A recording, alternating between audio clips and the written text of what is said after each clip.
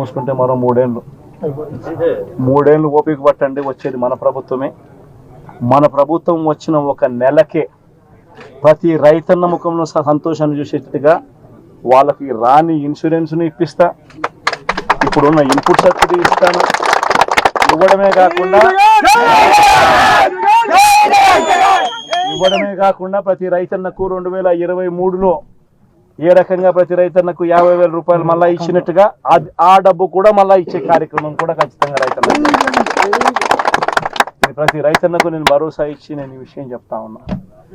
YSRCP party తరఫున నష్టపోయిన రైతన్నలకు కూడా ఖచ్చితంగా పార్టీ అంతో ఇంతో, అధికారంలో మనం లేము, ప్రతిపక్షంలో మనం ఉన్నాం, అంతో ఇంతో చేసే కార్యక్రమం మాత్రం ఖచ్చితంగా చేసే కార్యక్రమం ఖచ్చితంగా చేస్తాం. అది రాబోయే రోజుల్లో అవినాష్తో నేను మాట్లాడుకొని అవినాష్ ప్రతి రైతుకు మేలు జరిగేట్టుగా, ఎంతో కొంత మేలు జరిగేట్టుగా అవినాష్ ద్వారా అది చేయించే కార్యక్రమం కూడా చేస్తాం. శనివారం రాత్రి కురిసిన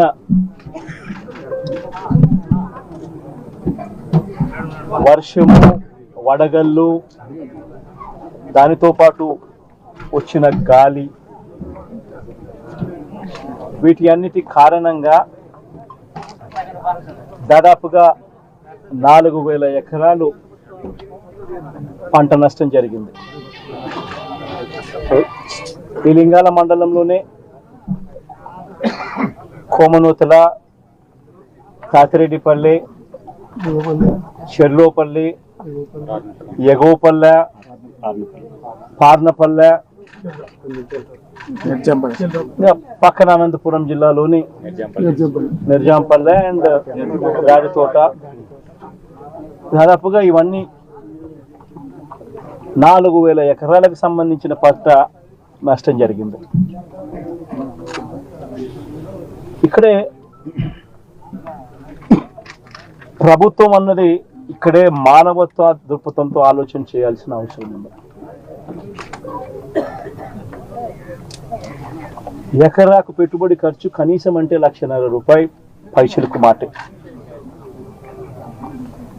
తీరా పంట చేతికొచ్చే సమయానికి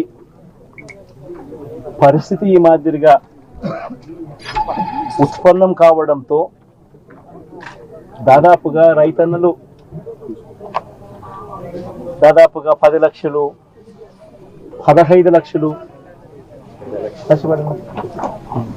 15 లక్షలు, 10 లక్షలు ఇవన్నీ కూడా నష్టపోయిన పరిస్థితులు చూస్తూ ఉన్నాం.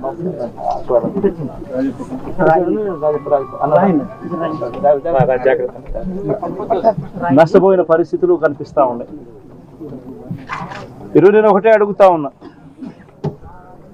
పంటల బీమాకు సంబంధించి మొట్టమొదటి ఇష్యూ లేవనెత్తుతా ఉన్నా. ఉచిత పంటల బీమా అన్నది రైతులకు ఇంతకు ముందు ఒక హక్కుగా వైఎస్ఆర్సీపీ ప్రభుత్వ హయాంలో జరిగేది. చంద్రబాబు నాయుడు గారు ప్రభుత్వం వచ్చిన తర్వాత ఉచిత పంటల బీమాను ఎత్తేసాడు. ఎత్తేయడం ఒక సిన్ అయితే, ఎత్తేయడం ఒక నేరం అయితే 2023-24కు సంబంధించిన ఖరీఫ్ అంటే 2023 జూన్లో వేసిన పంటలకు, ఖరీఫ్లో వేసిన పంటలకు 2024 మే జూన్ మాసంలో ఇన్సూరెన్స్ ప్రీమియం కట్టాలి. రాష్ట్ర ప్రభుత్వం తరఫున కట్టాల్సిన ఇన్సూరెన్స్ ప్రీమియం కట్టి ఉంటే 1,280 కోట్లు కట్టి ఉంటే 2023కు సంబంధించిన ఖరీఫ్కు సంబంధించిన రైతన్నలకు మేలు జరిగి ఉండేది.